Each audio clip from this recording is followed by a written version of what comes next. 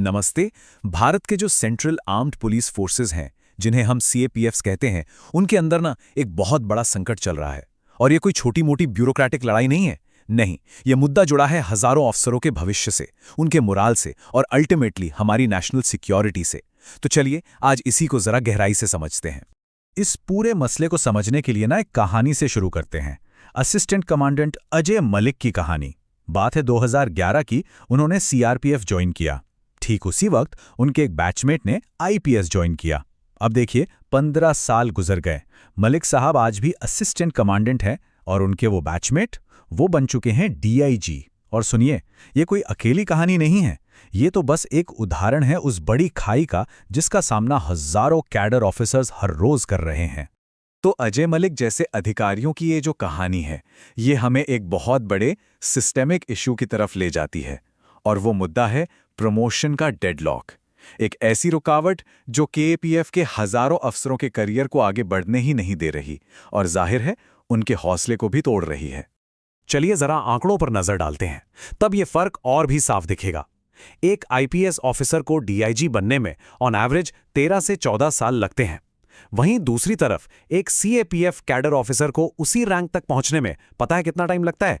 25 से 30 साल। जी हां, 25 से 30 साल। ये सिर्फ एक छोटा मोटा फर्क नहीं है, ये एक बहुत बड़ी खाई है। और यही इस पूरे विवाद की जड़ है। और पता है, ये जो ठहराव है ना, ये करियर की शुरुआत में ही आ जाता है। सोचकर देखिए, 60% से भी ज्यादा कैडर ऑफिसर्स अपनी नौकरी के पहले 10 से 12 साल सिर्फ एक ही रैंक असिस्टेंट कमांडेंट पर बिता देते हैं। और इसी दौरान उनके आईपीएस साथी दो प्रमोशन लेकर बहुत आगे निकल जाते हैं। अब इस स्टैग्नेशन का असर भी साफ साफ दिख रहा है। पिछले 5 सालों में सीएपीएफ से वॉलंटरी रिटायरमेंट लेने वाले ऑफिसर्स की संख्या में 25% का इजाफा हुआ है। और ये कोई इत्तेफाक नहीं है। जब प्रमोशन इतने धीरे होंगे तो जाहिर है एक्सपीरियंस्ड ऑफिसर्स फोर्स छोड़ने पर मजबूर हो जाएंगे और इससे एक बहुत बड़ा रिटेंशन क्राइसिस खड़ा हो गया है। तो इस नाइंसाफी के खिलाफ सीएपीएफ के अफसरों ने एक बहुत लंबी कानूनी लड़ाई लड़ी, दशकों तक।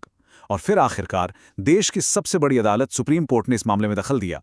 और कोर्ट के जो ऐतिहासिक फैसले आए, उनसे उम्मीद की एक नई किरण जगी। लगा कि बस अब ये लड़ाई खत्म हो गई। पहले 2019 में एक लैंडमार्क फैसला आया, जिसमें सुप्रीम कोर्ट ने माना कि सीएपीएफ अफसरों की बेहतर सर्विस कंडीशंस की मांग बिल्कुल जायज़ है। फिर 2025 में कोर्ट ने अपने उसी फैसले को और पुख्ता किया और कुछ ज़रूरी बदलावों का आदेश भी दिया। इससे एक बात तो साफ हो गई थी कि जुडिशरी इस मामले में पूरी तरह से इन अफसरों के साथ खड़ी है।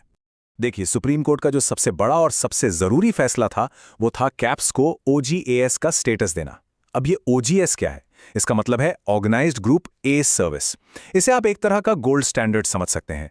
ये स्टेटस मिलने का मतलब है कि अफसरों को टाइम पर प्रमोशन मिलेगा, सैलरी में बराबरी होगी, ठीक वैसे ही जैसे दूसरी बड़ी सिविल सर्विसेज में होता है। तो कैडर ऑफिसर्स के लिए ये एक बहुत बड़ी जीत थी, एक गेम चेंजर। और कोर्ट का इरादा एकदम साफ था। अपने एक फैसले में सुप्रीम कोर्ट ने बिना लाग लपेट के सीधे कहा कि ऊपर के पदों पर आईपीएस का कोटा कम करो, ताकि जो कैडर के अफसर हैं उनका मोरल डाउन ना हो। ये एक बिल्कुल क्लियर डायरेक्शन था। मकसद सिर्फ एक, उन अफसरों के लिए आगे बढ़ने का रास्ता खोलना जो अपनी पूरी जिंदगी इन फोर्सेस को देते हैं।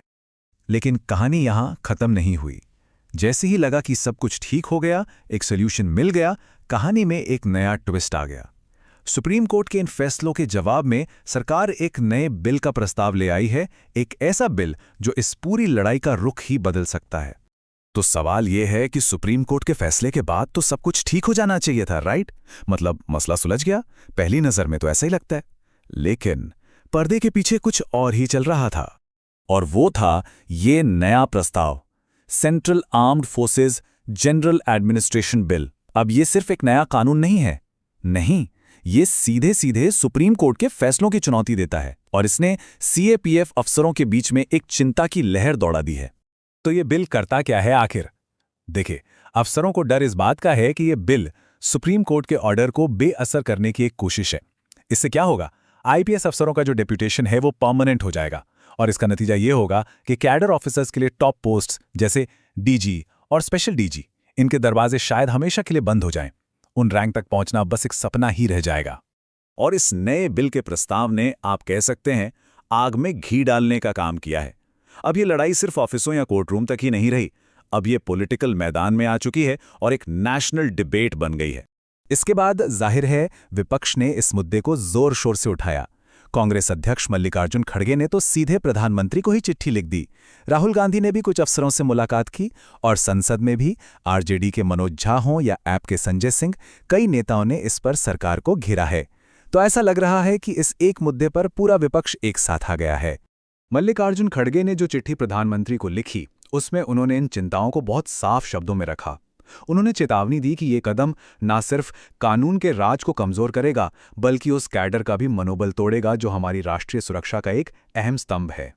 तो आज हम एक ऐसे मोड़ पर आ खड़े हुए हैं, एक ऐसे चौराहे पर, जहां एक तरफ तो है सुप्रीम कोर्ट का साफ साफ फैसला और दूसरी तरफ है सरकार का ये प्रस्तावित बिल। ये सिर्फ एक डेडलॉक नहीं है, ये हमारी पूरी सिक्योरिटी सिस्टम के भविष्य का सवाल है और दांव पर बहुत कुछ लगा है। ये जो टकराव है ये बिल्कुल क्रिस्टल क्लियर है। आप देखिए, एक तरफ है सुप्रीम कोर्ट का आदेश जो कहता है ओजीएस स्टेटस दो, आईपीएस कोटा कम करो और कैडर का मनोबल बढ़ाओ, और दूसरी तरफ है ये प्रस्तावित बिल जिससे खतरा है कि ये सारे फायदे छिन जाएंगे, आईपीएस डेप्यूटेशन परमानेंट हो जाएगा और प्रमोशन के रास्ते बंद हो जाएंगे। तो आखिर में सबसे बड़ा सवाल यही उठता है कि जब देश की जुडिशरी और सरकार एक दूसरे के आमने सामने हों, तो हमारी इंटरनल सिक्योरिटी की रीढ़ की हड्डी यानी इन फोर्सेस का भविष्य क्या होगा, उनके मोराल और उनकी इफेक्टिवनेस का क्या होगा। और इस सवाल का जवाब जो भी हो वही तय करेगा कि आने वाले वक्त में भारत की राष्ट्रीय सुरक्षा कितनी मजबूत रहेगी।